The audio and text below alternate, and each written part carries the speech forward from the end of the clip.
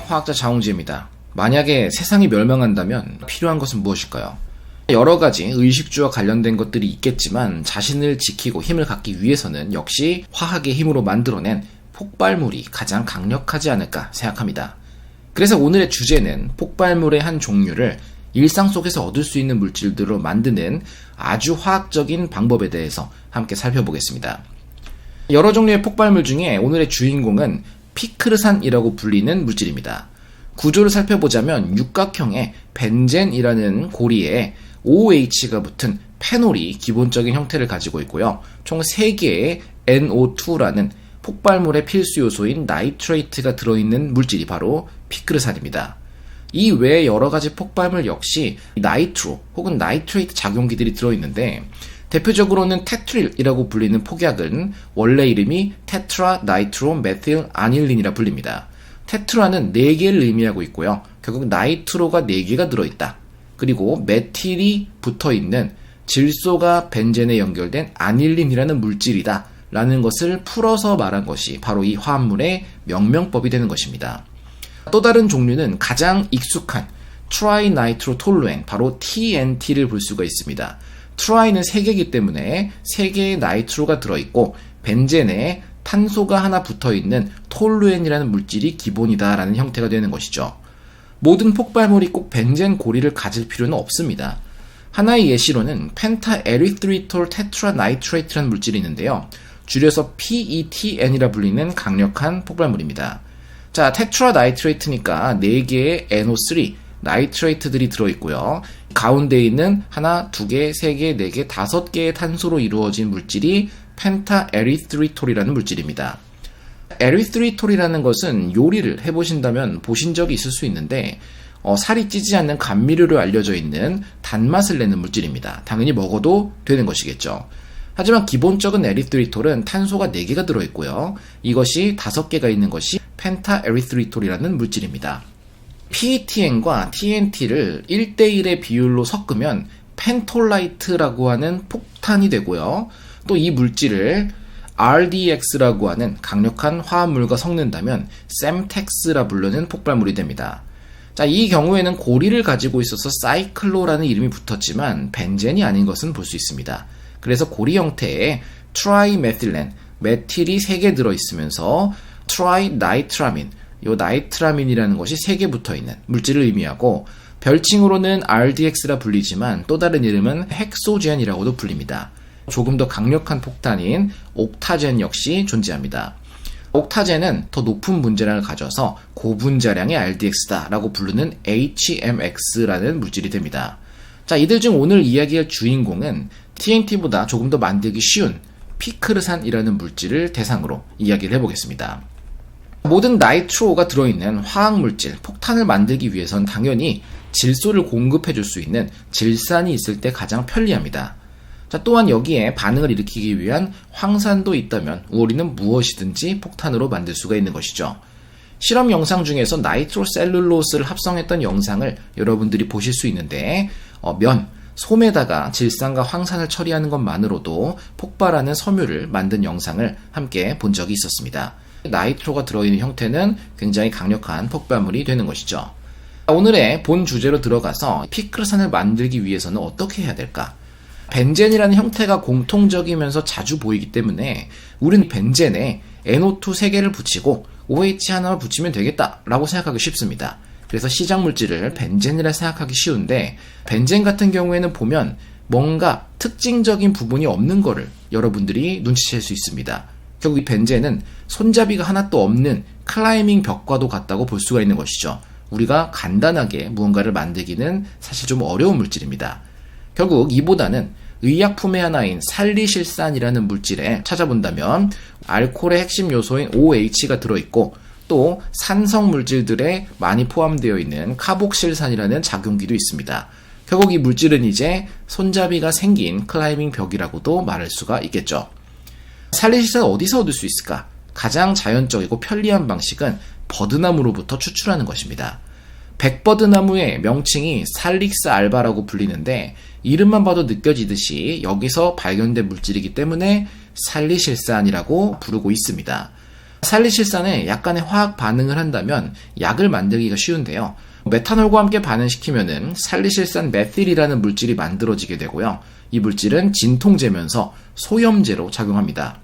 하지만 문제는 먹게 된다면 메탄올 부분이 떨어져 나와서 실명과 독성을 유발할 수 있기 때문에 구강 섭취는 절대 금지되어 있고, 이 물질은 피부에 부착하는 파스를 제작하는 데 주로 사용됩니다. 또 민트향을 갖기 때문에 윈터그린 오일이라는 방식으로 향 분자로도 쓰이고 있죠. 자, 또 다른 한 경우는 가장 유명한 예시인 아세틸살리실산이라는 물질이 만들어집니다. 아세틸살리실산은 진통제면서 해열제고, 이 물질이 제품화되어서 판매되는 것의 이름이 바로 아스피린이죠. 버드나무가 만약 주변에 있다면 간단하게 가지를 베어내서 속껍질만을 벗겨내서 우려낸다면 우리는 살리실산을 얻을 수가 있습니다.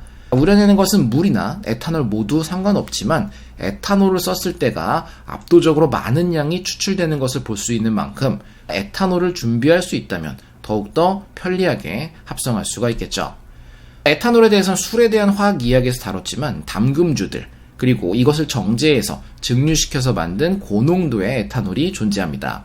만약에 우리가 에탄올을 만들어야만 한다면 굳이 과일을 구할 필요 없이 설탕과 효모만을 섞어서 반응시킨다면 에탄올이 만들어지는 것을 사용할 수가 있습니다. 살리실산의 이야기로 가보도록 하겠습니다. 아스피린은 살리실산이 아니라 아세틸살리실산이라는 분자였었고요.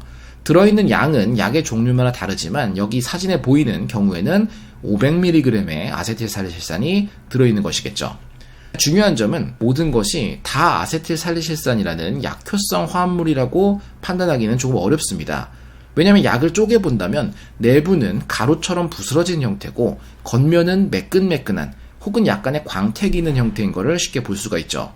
그 이유는 부착하기 위한 녹말이나 셀룰로스와도 같은 당으로 이루어진 접착제가 혼합되어 있고, 또 겉면이 부서지지 않고 윤활성을 갖도록 규소가 포함되어 있는 화합물들로 코팅이 되어 있습니다.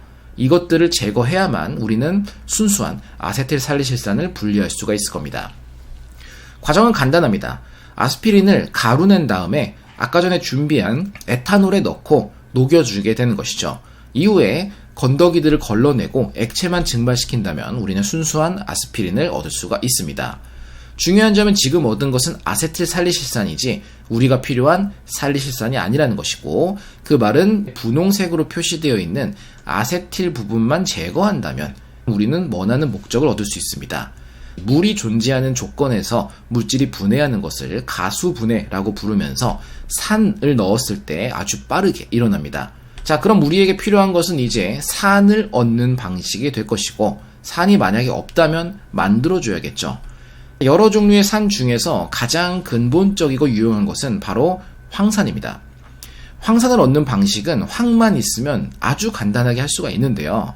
문제는 순수한 황은 화산지대에선 많지만 우리가 살고 있는 도시에서는 그리 많지가 않다는 것이고, 얻는 가장 간편한 방식은 원예용품 코너에 있는 황이 포함되어 있는 비료를 물에 녹인 다음에 거름종이나 천으로 걸러내면 황만을 분리할 수가 있습니다. 왜냐하면 황은 물에 녹지 않는 물질이기 때문입니다. 이후에는 황을 불을 붙여서 푸른색 불꽃과 함께 기체를 발생시키고 그 기체들을 용액 속에 녹여내면 황산을 얻을 수가 있습니다. 그런데 이 용액은 무엇일까? 물을 넣으면 될 것 같지만 물보다는 약국에 있는 과산화수소를 사용하는 것이 가장 효과적입니다. 그 이유는 황의 연소는 황이 산소와 결합하면서 이산화황이라는 기체가 만들어지는데, 이산화황이 물과 반응한다면 2개의 수소와 1개의 황, 3개의 산소이기 때문에 아황산이라는 물질이 생겨버리죠. 하지만 산소가 하나 더 많은 과산화수소와 반응시킨다면 황산을 얻을 수가 있습니다. 다른 목적으로 황산 이외에 다른 강산이 필요하다면 일상 속에서 손쉽게 만들 수가 있는데요.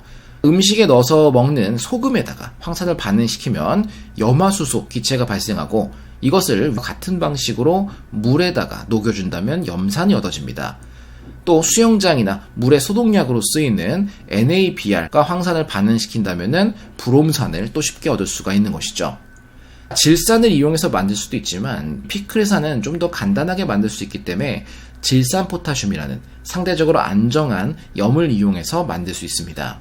자, 이 역시 우리가 베이루트 항구의 질산 암모늄 폭발과 관련된 영상에서 다룬 적이 있는데, 일회용 냉매팩에 들어있는 질산 암모늄이라는 물질과 또 소금에 소듐의 섭취를 줄여야만 하는 사람들이 먹는 KCl 염화 포타슘 소금을 함께 물에 녹인 다음에 차가운 물에다가 냉각시켜서 석출시키면 질산 포타슘을 얻는 게 간단하게 이루어집니다.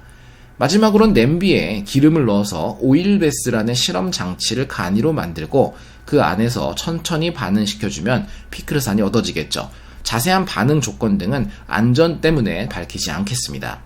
시작 물질인 살리실산이 반응을 해서 최종 물질인 피크르산이 만들어져야만 할 것이고, 구조만을 본다면 3개의 NO2만 들어가면 완료입니다. 그럼 어디 들어갈 것이냐? 첫 번째 위치에 들어가면서 바꿔치기가 돼서 오소라 불리는 위치에 들어간 형태가 얻어질 수도 있고요.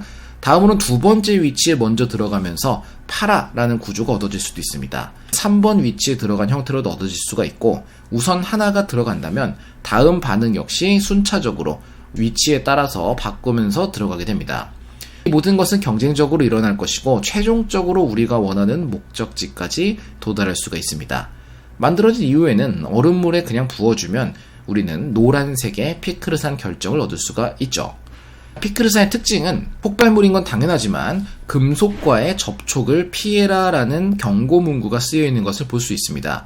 왜냐? 피크르산 역시 산이기 때문에 금속과 반응할 수가 있고, 이렇게 만들어지는 메탈 피크레이트들은 충격이 가해지면 폭발하는 폭탄이 되어버립니다. 아주 불안정한 폭탄이 되는 것이죠. 가장 흔히 사용하는 것은 산화납과 피크르산을 혼합시켜서 오랫동안 저어준 이후에 말리게 된다면 피크린산납이라는 물질을 얻을 수가 있는 것이죠. 이 물질은 그 자체로 폭탄이 될 수도 있지만 많은 폭발물들을 터뜨릴 때 사용하는 디토네이터, 기폭제로 사용하는 데 아주 유리한 물질입니다. 마지막으로 조금 안전을 위한 팁을 드리자면, 이 피크르산에 암모니아를 반응시키면은 Explosive D, 다른 이름으로 듄나이트라 불리는 화약이 만들어집니다. 훨씬 더 안정하기 때문에 이 물질은 산업 등에서도 많이 쓰이고 있습니다. 자, 오늘의 이야기를 요약하자면 TNT 외에도 여러 종류의 폭발물들이 있고, 그리고 아스피린으로부터 피크르산이라는 폭발물을 만들 수가 있습니다. 마지막으로 세상이 멸망하면 우리에게 무기가 되어줄 수 있는 것은 화학분이 없다. 물론 무기만이 아니라 생존을 위해서도 아주 중요한 학문이라고 볼 수가 있겠죠. 오늘 본 내용은 재미로만 보고 절대로 시도하지는 않으셨으면 좋겠습니다.